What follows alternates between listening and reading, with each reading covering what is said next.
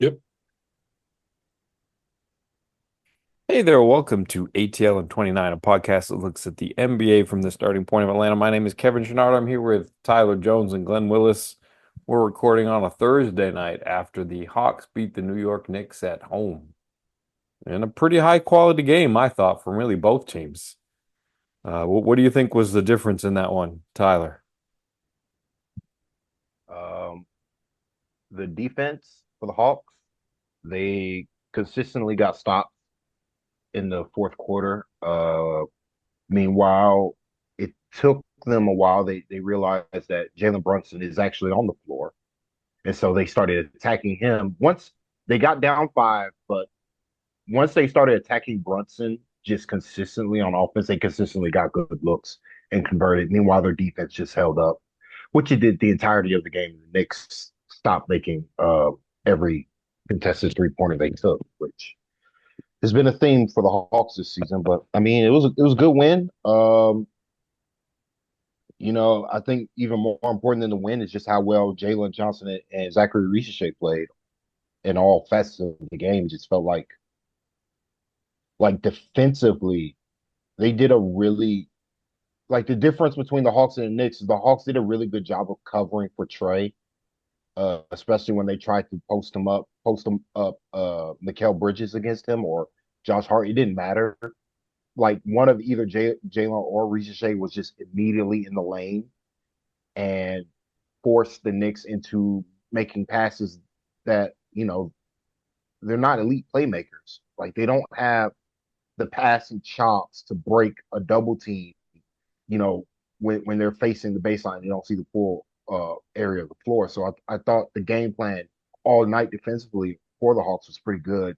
Whereas the Knicks really, once Dyson got it together on offense, like the Knicks were really struggling with keeping Brunson out of the main action, if that makes sense. Yeah, I didn't think, you mentioned the late game situations where uh, they finally brought Brunson into the defensive actions, and that was really, that combined with the fact that they were just not going to leave Jalen Brunson one-on-one on Trey Yep. meant that it was an instant double every time, and Dyson had enough of an edge, and he made enough plays. Like it didn't really call on him to necessarily be like the scorer, but he just had to get them from one play to the next while they still had the advantage, and he did that on a night when really I didn't think he was very good on offense, but it was enough to just play off of Trey late, and that worked for him. And you mentioned Zachary and Jalen, and I thought, I'll accept blame when it's due. Like I thought Clint played well, and I thought, I mean, while it wasn't a back-to-back, I thought this was another one of those games where he was going to be sort of out of his sorts because they were playing five out and they were sticking the Hmm. center 28 feet from the hoop and he was making shots. Even though he made those shots and he's shooting 57% from three this season, I thought Clinton had a very good game defensively. It wasn't like, even though a lot of those shots were made, it wasn't on Clint. Like Clint was there. Clint was like handling switches on guards all over the place. I thought Clint had a very strong game defensively. And, New York still just made a lot of shots and hats off to them, I guess. But I thought Clint played a strong game in one of those situations where at least I've critiqued in the past where it felt like a game where, hey, you might turn away from him a little bit. Now he stood right up and did the damn thing. No, Clinton was incredible last night. Yeah. So it was good on Quinn to ride it out with Clint. Uh, I have my issues with Clint overall, but like, I mean, he was brilliant on really on both ends, and it's good that Quinn rewarded him for it. Now, I will say I thought Okongwu. There was a stretch when the Hawks were trying to do 1-5 pick and roll with him and getting Cat into the action. Like Cat was really good defensively, I thought, when they were trying to attack him that. And I was really getting annoyed. I was like, okay, this is not working. There's no spacing. Stop involving Capella in the action. Maybe you got to take him out the game. But instead, they were just like, okay, we're just going to use Dyson and then play from there. and that was the difference. Like, so it's good on the team for problem solving in real time, offensively. And what's great is that, and we talked about this on the last pod, is that their defense gave them a chance.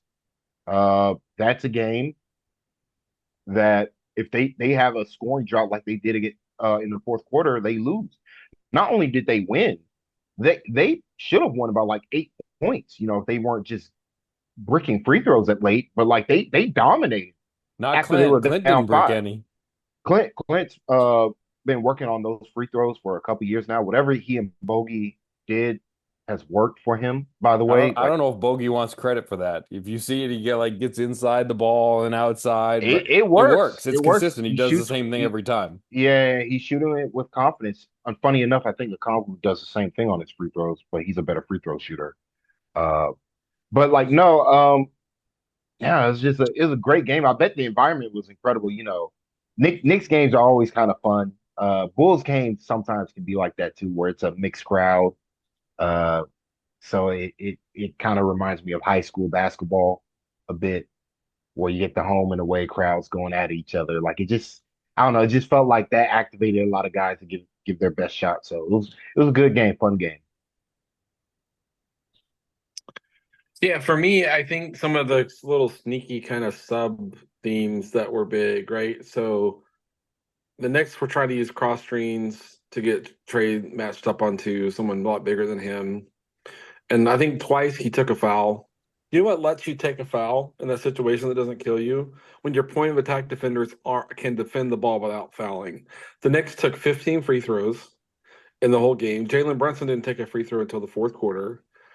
And you can take a foul, right? Yep. In the situation where you're not bumping up against the penalty, because your point of attack defenders can't contain the ball. And so it's sort of a domino effect there that allowed them to trade to bail himself out in those situations. So to me, that's a big aspect of it. I mentioned on Twitter, their offense from about the fourth quarter 7 minute mark to 3 minute mark, they were putting up terrible shots. But like you guys said, their defense helped them kind of tread water until they kind of figured out something that would work the last 3 minutes of the game, and that's good. So for me right now, like in the state that they're in, they got Dyson back. I don't know when they might start getting other guys back. The injury reports are not super informative, but every game they can win right now, and the condition of kind of, I don't know, it feels like 3 through 14 or whatever it is in the East, it's all kind of squished together, just getting wins. You look at their statistical profile, they're like basically league average on offense right now on per offensive rating, and they're still measuring out like bottom 5, 6 on defense. But what they need to do is play their basketball the last 6 minutes of the game right now, right? And that's how they're going to, kind of chase wins and kind of keep themselves afloat until they can hopefully start getting some other guys back. But for me, the whole game, their ability to manage the game even when things weren't going well stems from the fact they can defend at the point of attack without fouling, and thus they can use their fouls smartly in situations where someone's in a really really bad spot, and having it not result in you automatically ending up in the bonus. That was, I think, a really underrated part of how they won this game. Yeah, I mean, Dyson, for all his offensive struggles, I thought that was like I liked that he maintained his aggression throughout the game, but he was weirdly rushing his floaters for some reason when he had layups. Like felt like he was giving the Knicks rim protectors way too much respect, all things considered. It was very strange. I'm like, sometimes like you do know that's like Jalen Brunson that's guarding you. You can just power through him and just lay it up. Like you don't have to take the quick floater, but it's I think he settled in once he got a couple of dunks in him. But like defensively, I mean, Jalen Brunson couldn't do anything with him. Like he wants to get Jalen wants to get middle, and then he wants to do that pump fake up and under grift foul game. And Dyson was like, nope, you're gonna have to shoot over length, big dog. So like that was. that I mean, and that just him doing that for the full game, uh, kept the Hawks in it because with how well the Knicks were shooting, and the Knicks at one point has made like 20 out of 39 from three. Like they were just ripping the cords. And so, but because Dyson was so good on Brunson as an individual, it just allowed the Hawks the opportunity for a regression to hit the Knicks. Knicks weren't going to keep making all these shots, but also it in turn kept the Hawks' base defense good where it need to be. They didn't have to scramble, get in rotations like so. They're still contesting these shots. They're still in the passing lanes. They're still taking the ball from bad ball handling. Like I mean, that's something the Hawks. You know, there's levels of you look at where the Hawks rank as a team, but offensive rating, defensive rating. But if you look at the profile, a lot of it is just 3-point shooting on both sides. Yep. Offensively, you look at it like Jalen shooting sub 30, Dyson sub 30, Reese sub 30, and Trae Young's only shooting like 31%. So regardless of how good or bad you think those guys are as shooters, they're going to shoot better. Like they just are.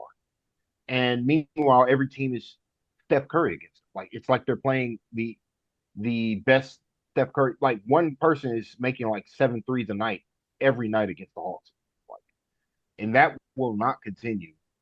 Um, so hopefully, if they can keep their base strong, and I feel, and Glenn, maybe you can talk some more about this. I think what's helping them to not only tread water, but maybe even like gain some ground in the Eastern Conference in particular is the play of Garrison Matthews, particularly on defense, and Keaton Wallace. Like those two guys who weren't expected to be, especially Keaton wasn't expected to be a rotation player, has allowed for Trae Young to play less. And so, like now, he has more energy in the fourth quarter to figure it out and bring the Hawks home when they're trying to close out these games. Yeah, yeah. I mean, for sure. I mean, Keaton makes a big difference. In fact, Trey sat longer than he normally does into the fourth quarter. He went another minute and a half. I'm going on memory. I think it was about another minute and a half later than he normally does. They got all the way into the 7 minute mark when you get to the under seven timeout. If no one's called a timeout at that point in time, he's at the table. And so I think I gave him more to work with at the end of the game. It's interesting to me. I also just kind of want to kind of ignore their offensive rating for now. Injuries Yeah, and you mentioned three-point shooting and that I it's don't want to early. say yeah. It's early and they do and I mean they are suffocating shooters inside the 3-point line, right? And that's where Yep. they're kind of balancing things out. I will say though, it was interesting because Tibbs made an adjustment about halfway through the third quarter where instead of having Brunson initiate pick and roll way up high in the half court and Dyson just blowing up everything, right? They moved him down to the paint and they were running basically screen action in the paint to give him the ball like at the elbow. And that's when he made like three shots in a row inside there. And it was interesting because I was watching. I was like, is Quinn going to do anything about that? Like, or is Quinn going to be like, have at it, shoot inside, shoot at the elbow, you're good. And Quinn didn't change anything, And he's like, if you're going to shoot, a 14-foot pull up, whatever, have fun, go at it. And the Hawks didn't kind of overly react to that. And to me, what's different about this team, and we have to watch them more, right? Still early in the season is last year, 2 years ago, whenever, four empty offensive possessions in a row, and it's over. Like mentally, mentally it's like defeat. We can't, and they know they can't defend well enough. And this team just keeps working. This team just keeps working, and that might be worth 3, 4, 5 wins on the season where you just mentally stay in it. But this team is just more fun to watch navigate stretches like that. Even though I was frustrated with offense in the fourth quarter, maybe that's a little bit of PTSD from last year. Like once last year were late, once they got off track, and they never ever ever got back on track ever. In this game, they got back on track. And that is a big difference from last year, and I think it'll help them win games that last year they had really no way of winning. Yeah, when you talk about offensive rating and defensive rating, like I'm still more worried about the offense. I think, the I still think sort of the trio of Jalen and Capella and Daniels is going to be a little bit thorny at times, especially it's my big worry is just that, and I feel like we saw some in this Knicks game. It's just that you're either going to be able to hide a weak defender on Daniels and or you're going to be able to pull a good defender into help situations and mess the spacing up. I as far as the Hawks defense goes, I think by and large a lot of it's just sort of 3 point uh, variance. I don't think shooters are going to continue to be this hot against them. There have been times when the 3 point defense was bad, but not 30th out of 30 teams bad. I don't think it's just there's just been some incredible shooting against them to this point in the season. Yeah, and when they get more leads back, I mean, it's hard for small lineups to close out and impact shooters, and that's something that's been a part of it too. Sure, but it's been against the longer lineups too. Like there hasn't really been a lineup that's I've felt good at, like last night against the Knicks, against some of the longer lineups, they're still burying threes. Like, and you notice it some, especially with Roddy. Like, but Quinn said that I think there's been some illness going through the Hawks, and there's been some cold and stuff. Trey was talking about it a little bit, how he felt, and I think he'd been ill recently, and that was like a contributing factor to his rib thing. That it sounded like almost like maybe he pulled a muscle coughing or something. Um, but Roddy, Quinn said that Roddy had been throwing up a ton the Yeah, night before. So like, yeah, I thought he had like of all the Hawks, I thought he was the one that had sort of the roughest defensive game. But you get a pass on that one. yeah. But I thought that was the best defensive game of Garrison's career. Like he was Agreed. flying. Like I don't, wouldn't be a specialist on what he did before he got to Atlanta. But of all the games he played with the Hawks, like he was so mobile and he timed his speed well. Like there was one point where, Daniels was trying to do something probably against Wallace and, because Wallace is a good defender, Jalen was trying to make a move and he ended up turning his back. And like Garrison was just absolutely so fast, you know, bringing in some extra help to get Brunson off the ball and potentially what could have been like a turnover situation. And it did end up being a turnover later in the possession, but he was just so fast that when Brunson turned his back, boom, he was on it. And, a couple of rush passes later, it was a turnover. So it's just I thought he was just using his speed in rotation very well, taking good angles, and it's going to be hard to take him out of the lineup if he adds defense to what he's already been doing shooting wise, because in a lot of situations he's kept the spacing afloat. Yeah, and it's I mean more domino effects, right? Like because of what he's given them, there's not this crisis potentially that forces him to bring Bogey back a week or a week and a half earlier than you'd otherwise want to, right? Yeah. And that's what depth can do for you.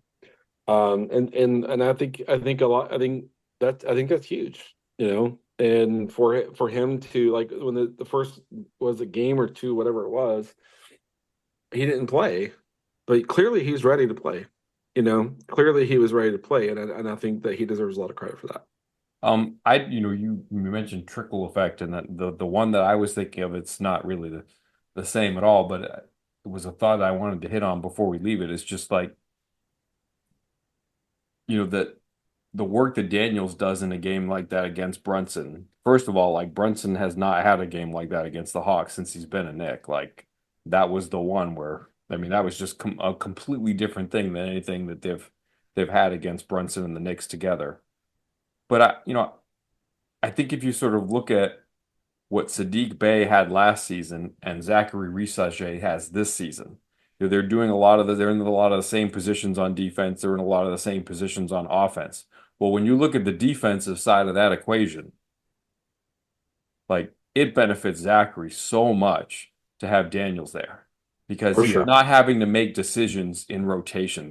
The amount of times that the Hawks go in rotation, it was just torturous to watch Sadiq Bey in rotation. But part of it was they were in rotation so much Mm. that, it was just too much for Sadiq.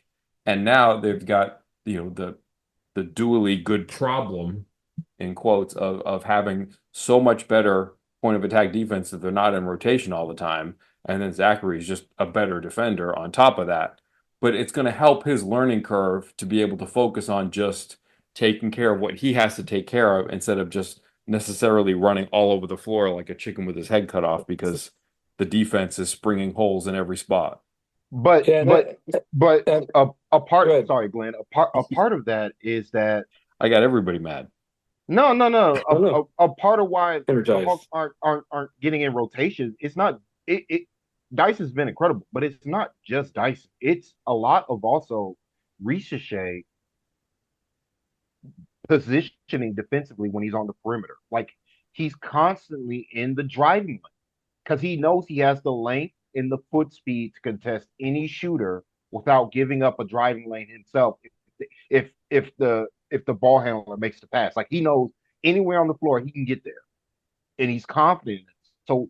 So like it's this combination, and like they're getting like Dyson and Ricochet are just getting a ton of steals where they're kind of like zoning up, where Dyson's clearly manning up, but playing man tight coverage, but he's giving a driving lane where Ricochet is literally just like one step away. If they're going to take, it's like a trap. Like they're trying to trap the offensive player into doing what they want. It's like here's the driving lane, take it. It's your left hand, Jalen. Go ahead. But Ricochet's right there, and like if you take one step forward, he's going to get the ball. Like because he, just how big he is, and so like a part of why this defense is just projects. Trust me, the defense is going to get better and better as the season goes on. Yep. And a reason for that is like not only Ricochet's size and length, but his basketball IQ. Like he understands what they want to do in order to get stops.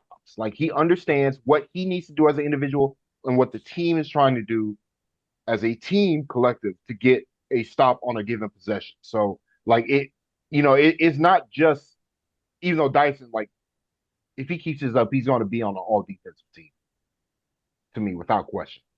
Uh, and you know, he won't get defensive player of the year recognition, but he's going to get some. He might get some votes because he's been un unreal. Like I don't know of any perimeter defender who is just this much into people's like airspace this consistently throughout the entirety of the game. Like he's always connected, and then he'll mix it up sometimes and throw an offensive player for a loop.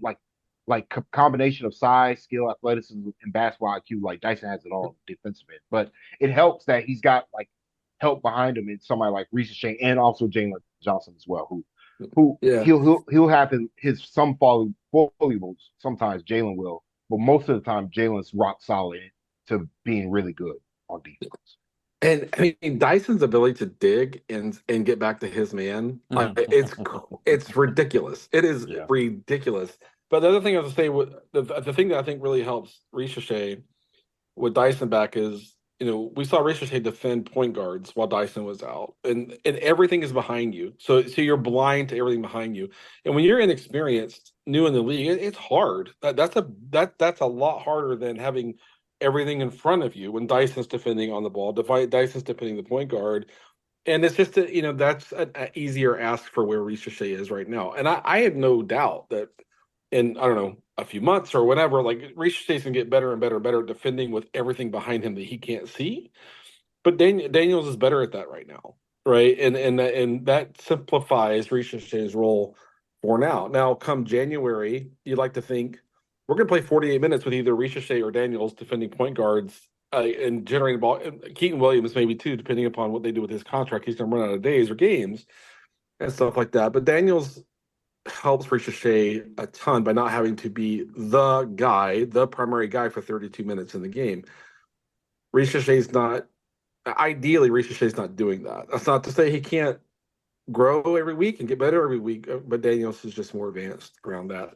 The other thing I wanted to share is, offensively, when they started really aggressively trapping and doubling Trey, the simple plays they're making to counter that is so different. Everyone remembers back to that Miami series where it was a pass from the top of the key to like across three heat defenders, and they were picking it off. I mean, I love that play where Ricochet just kind of came right to the nail, and hit that little turnaround. Just simpler, easier, simpler, easier. That's another big thing that's different about their offense this year is just we don't have to make a hard play. Let's just, there's space right there. Someone jump, move into that space and let's get that easy shot. And those are the simplifying things in the last 4 minutes make a big difference to help you win close games. Ricochet saw that before the trap even happened. He saw Yeah. that his man was going to trap Trey Young, so he just waited for him to take the step forward and then immediately went to the occupied area. And he literally let Trey know, like, hey, my guy's going. I'm going to be there. And it was simple bounce pass. And he just hit the 8-foot floater, over nobody because Carl Towns they got Carl Towns in a 2-on-1 situation. I mean, look, we've been kind of bearing the lead here, but like Ricochet was incredible, like on every Yeah. facet of the game. Uh, and it's just, I mean, it felt like as a shooter, he had his body in alignment where sometimes he kind of gets a little off base sometimes when he's taking jump shots on an NBA floor compared to how he shoots it in practice or in warm-ups where he's pretty solid. Like I felt like he was finally comfortable. And it helps that he's playing so much. Like, you can gain comfortability if make or miss, your coach is like, nah, we need you because you're so good defensively. We need you on the floor to win these games. You got to stay out there, and we also trust your shot.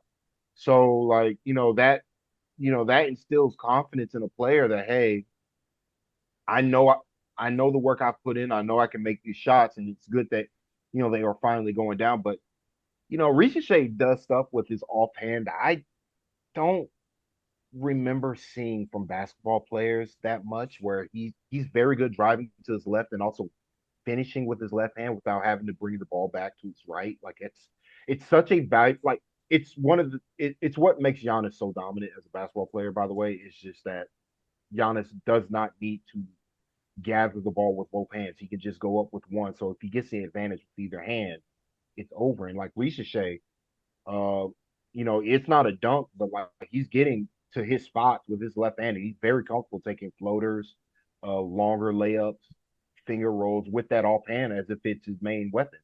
And so that I mean his drives to me have been there all season. It's just the shot. And so when the shot went down, the Knicks had to adjust, and he was, it allows you see the promise of this type of basketball player where it's like it doesn't take much. It does not like Ricochet had 33. He could have gone for 40.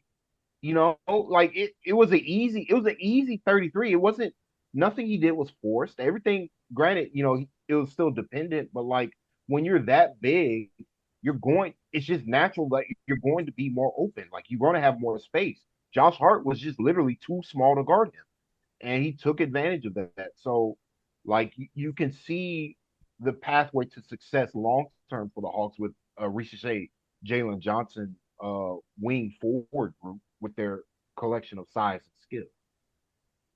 Yeah. Yeah, it's been interesting watching him practice his shot over the last month. Like if you go back to training camp, they had him flying around like he was Garrison. Mm-hmm. And if you watch like the last week or so, it was more like form shooting, where it was almost like he was a quarterback taking a snap from center. Like they didn't even pass him the ball. They were like handing him the ball. Like he was just standing on his right shoulder and then just kind of tucking it in his stomach where where his shot pocket was and just letting him shoot from that. I think they were, just kind of getting a little bit of recorrection, but he's going to be a great shooter. Like I have no doubt about that. Yeah, the shooting talent is just there. It It's just there. felt like it felt like in the in the games he was doing too much as a shooter, like rushing his shot, doing like trying to Oh yeah. showcase his entire shooting bag when he didn't have to. Where it's like, hey, how about we just plant our feet, take a normal jump shot. Let's just let's knock these down first. Then we can worry about the cool stuff. You know, it takes years to be that level of shooter. Like to me, a lot of it was on the NBA floor. It's not that he can't make these shots, but he doesn't have the strength to consistently get to his form against NBA defenders. If he, in a practice setting, he can probably do it pretty regularly. But like on the NBA floor, like his legs just aren't strong enough right now. It's easy just to knock him off balance a bit. So I think it's just important for him to just like calm it down. Like you don't have to do the no dip threes. Like let's just take it take it easy because you're such a good driver. If they're going to close out hard on you, just take it to the rim and finish, or pass it out. We don't necessarily need you to be Bogdan Bogdanovich as a 19-year-old as a shooter. We kind of just need I think if I were the Hawks org, I'd probably just prefer him to be a standard 3-point shooter for now, not a elite true specialist on that end of the floor this early in his career, because that's where you can get some bad like habits as a shooter when you're kind of contorting your body all these different ways. Like it took Paul George years to get to where he is right now. Like you don't have to be Paul George State. Yeah, I don't think they're going to take that off the table. I think it's just like he's also working really hard on defense. And so I think he's taking kind of fatigued shots. Like he's doing the same thing that he knows what to do, but he's just kind of shortcutting some of the body movements because he's just Mhm. tired. Yeah, Um, there could be some truth to that.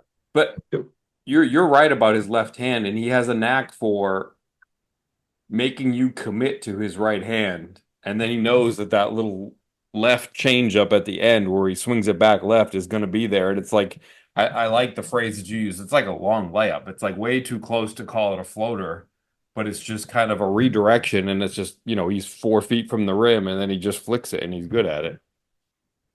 And he's and And he'll make passes with his left hand too. Like one of the bigger plays in the game was his that lob to Capella where he got called, where he was running pick and roll with him late in the game, fourth quarter, closing time.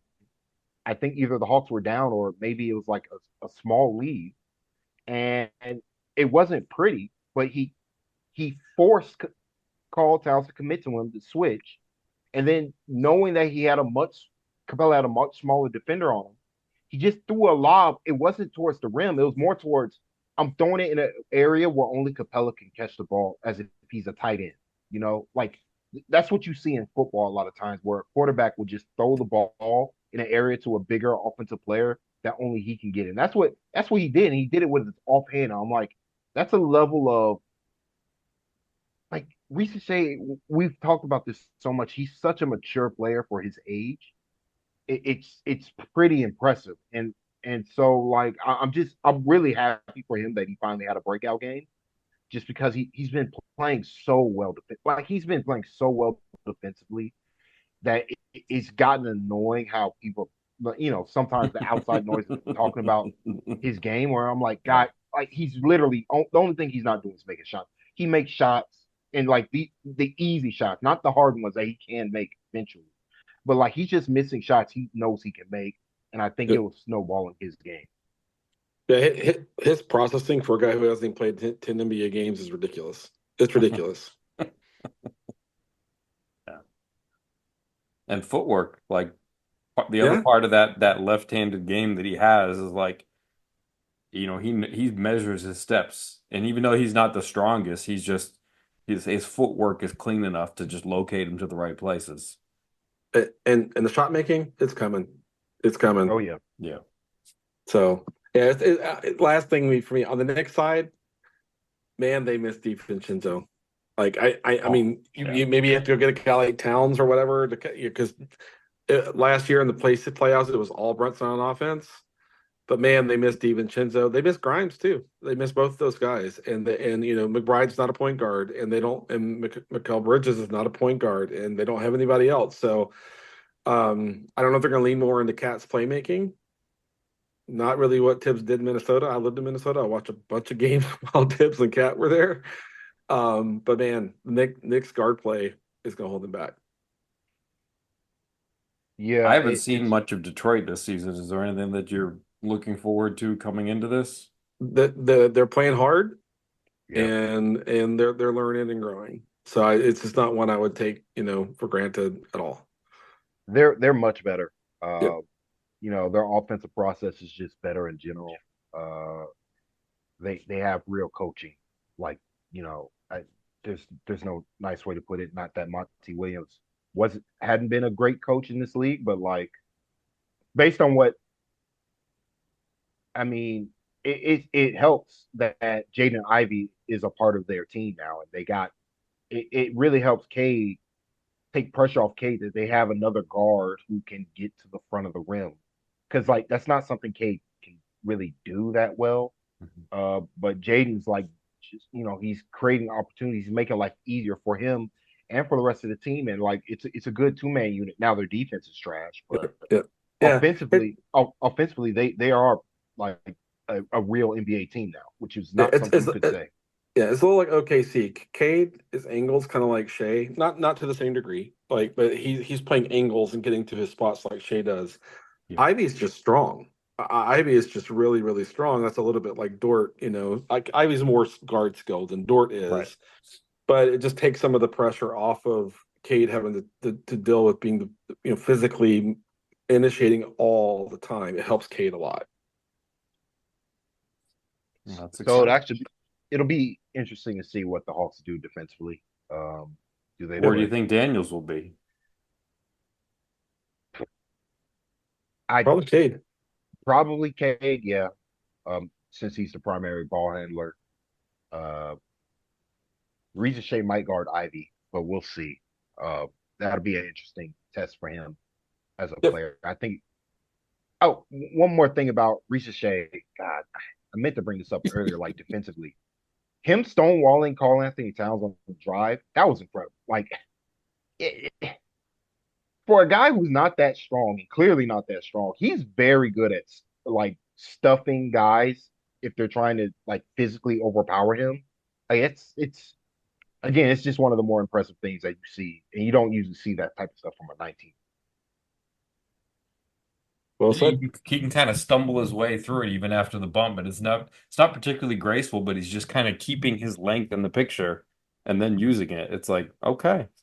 It's. I mean, at its rawest form, it's competing. Yeah, It's Yeah. it really competing, and it's is. staying in the play. It's staying in the play, and that really adds up. All right. Well, I don't know. I kind of want to sign off with "Boo, take y'all ass home," but maybe we should still say goodnight, Bob. Good night, Bob. Good night, Bob. Take your ass home, Bob.